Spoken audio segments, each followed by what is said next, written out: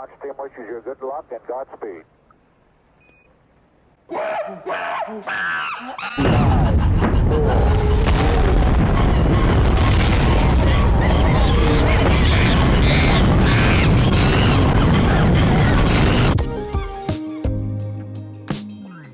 Space Monkeys blasting off with 0x Brain Jar once again. Seems like just yesterday, but sir, I had to get you in the room once again to ask, when PICA? Yeah, so at this time you can go to Picasso.xyz, click on the app button, and claim your PICA. Whether you contributed stable coins or KSM, it's all set up. Feel free to open a ticket on Discord if you have some troubles, but you can now claim your PICA. Mid-December, when Pablo's live, it'll now be transferable. People can trade and all that fun stuff. It's been a long road here. It's been a long road. So what does this mean? PICA is live now, or it's claimable. Where do we go from here? Yeah, so we have bite-sized releases of all the stuff that I've been talking about for like the past year, basically coming up. So first we're going to have the launch of Pablo mid-December, which allows for people to start LPing PICA KSM, PICA USDT, KSM USDT, and we'll have a channel open to state mine. The next thing after that is we're going to turn on emissions in what we call release 3, which will happen early January, where people can now do all the FNFT stuff we were talking about. So lock your PICA for XPICA, aka Chaos, and be able to get PICA rewards, earn a share from the treasury, etc. Also at that point, we'll have emissions for LP tokens, so people can stake their LP tokens, get rewards like traditional yield farming. These are PICA emissions? Exactly. Okay. Yeah.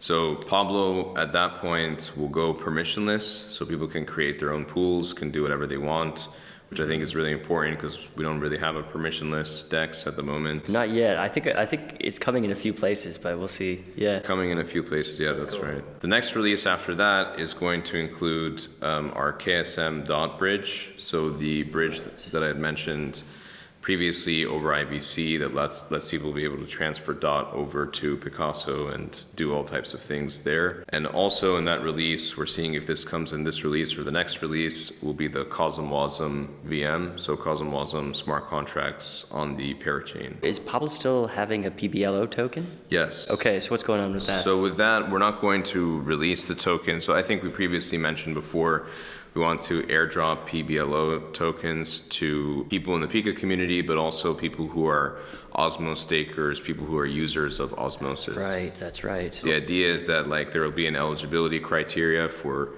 the airdrop.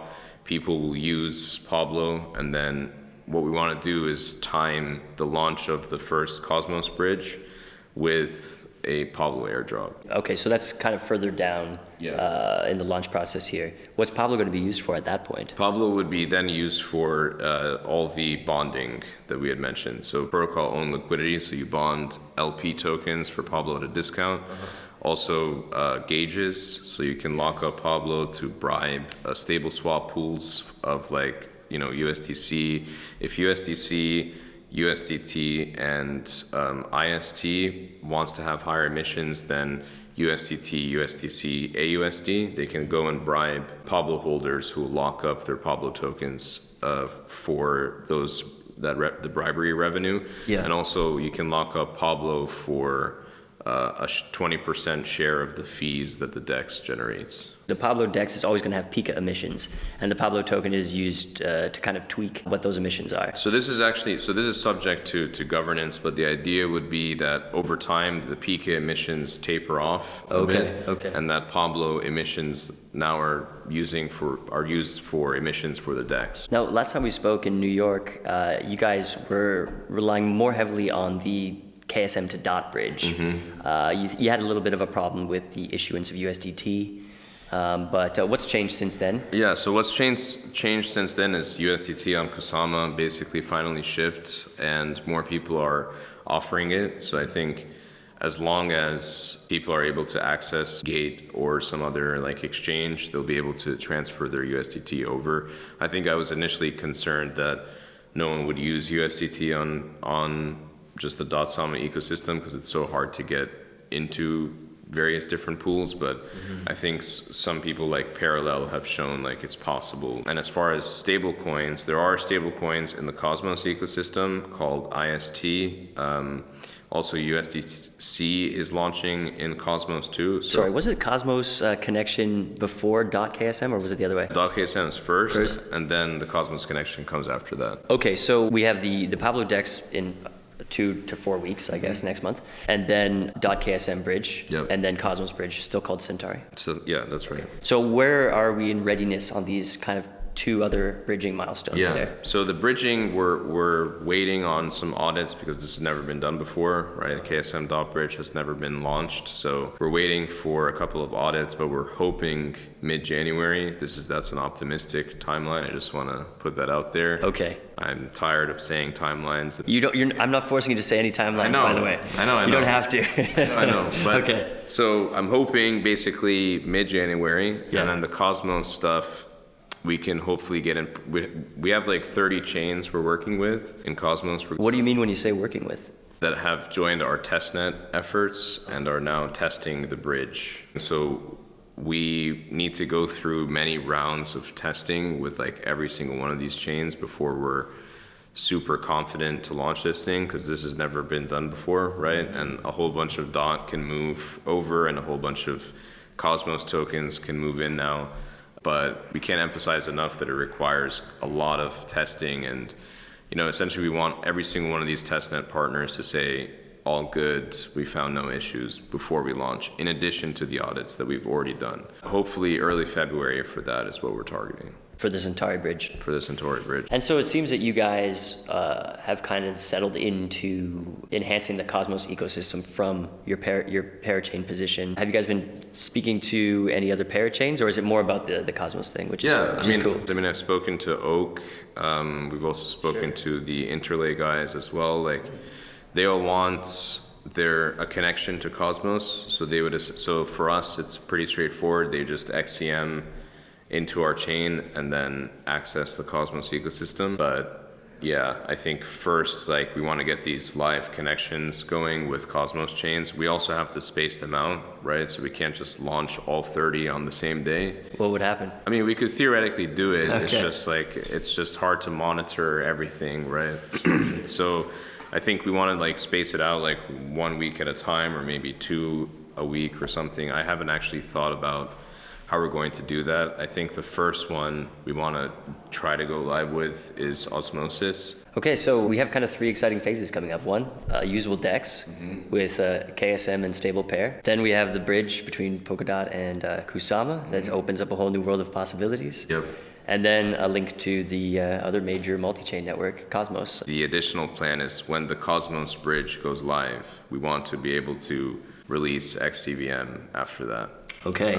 So this is my next question. What's kind of the core thing that's brought you through from a year and a half, 2 years ago to now and into the future? What's Composable at its core trying to do? Yeah. So I think we from the beginning we've always wanted to build trustless bridges to other ecosystems. Yeah. That's always been the core philosophy, and then a layer on top that lets people be able to transact in different execution environments from a single location. Because then what that enables is applications that you can use from your phone, where you type in what you want to do, not necessarily how you want to accomplish it, and then have these preferences get routed to different execution environments.